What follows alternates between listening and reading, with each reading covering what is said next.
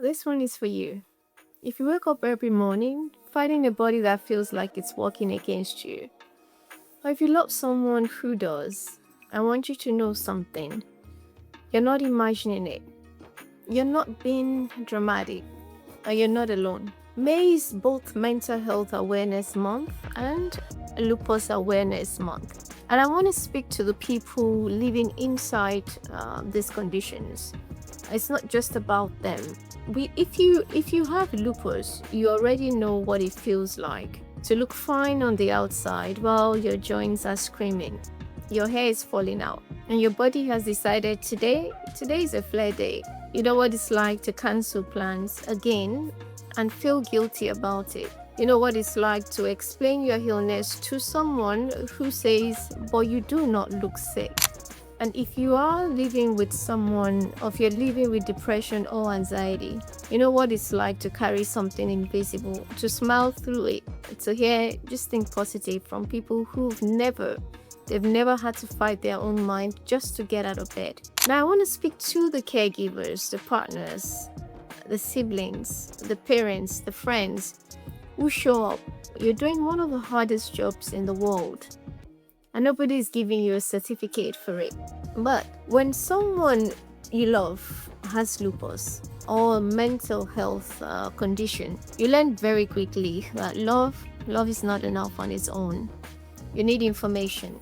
You need to understand why they are exhausted, even when they slept. Why a stressful day can trigger a physical flare. Why they may seem fine one week and completely depleted the next. The most powerful thing you can do as a caregiver is educate yourself, not to fix them, but to stop accidentally making it harder. And that means understanding their medications, their triggers, and their limits. And it means asking them, what do you need from me today? And actually listening to the answer. As a pharmacist, I see something that does not get talked about enough. People living with lupus, they have a 2 to 3 times higher risk of depression and anxiety. And not because they're weak, but because chronic inflammation, pain, and the medications used to manage lupus, they directly affect the brain chemistry.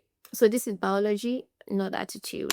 So, and the reverse is also true. Untreated mental health conditions make lupus harder to manage. The stress response, it triggers inflammation.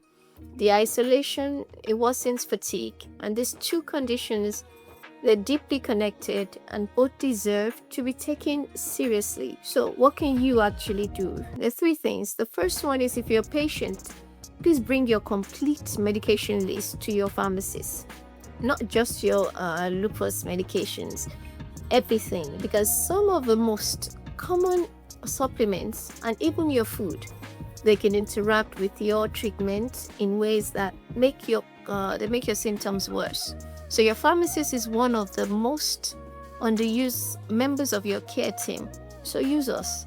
If you're a caregiver, go to at least one appointment with your loved one, not to speak for them, to listen, to learn, and to show them that they're not carrying this alone. Third, if you're struggling with your mental health, or you've not told your doctor yet, please tell them. There's no price for suffering quietly. Treatment works, and you deserve it.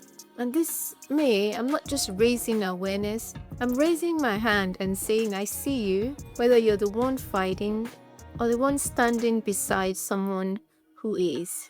Your experience is real, your exhaustion is valid, and your life matters. If you want support with the practical side, understanding your medications, building a meal plan that works with your treatment, visit pharmaplansystems.com. I built this for you. So you're saying you're not alone. I'm Dr. Remí Olukoya. I'm a pharmacist and founder of PharmaPlan Systems. Drop an emoji in the comments if you or someone you love is living with lupus. Drop a love emoji if you're fighting for your mental health. I read every comment. It's smart, your meds matter, and your body will love you for it.